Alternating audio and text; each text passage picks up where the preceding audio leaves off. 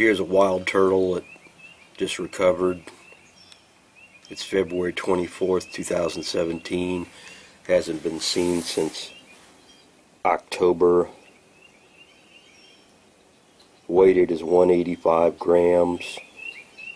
Shell length is 101. Dome height's 51. Width is 83. And this is called number 12. It's a female Gulf Coast box turtle. This is the scale I use to turn it on. It's got a brick so that their feet don't touch it. Then I weigh it. And then this is a caliper I use. It's used to be made by Harbor Freight. They've got some on the internet you can buy on eBay, but it's got a metric scale there.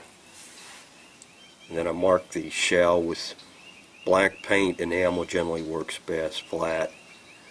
Today I use an ideal marker, industrial marker. That works for a while. And this one here is fairly aggressive.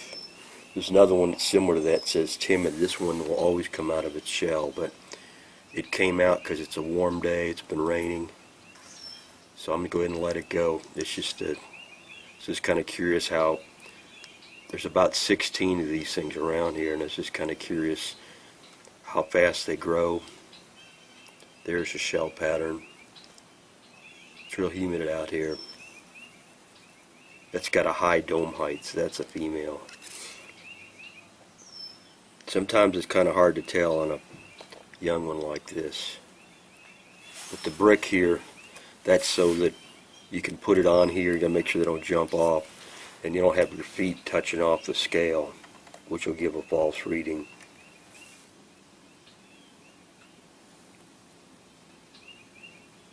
And these hibernate, brumate when it's cold, and they come out when it gets warmer looking for food and stuff.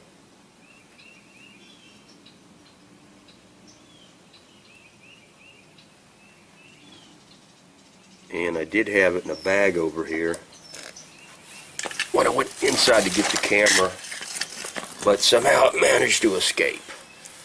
But I found them in the bush under here. These things are fairly territorial, which means when you find one, they tend to, at least in this area, they tend to hang around one area. This used to be in the backyard, now it's up in the front.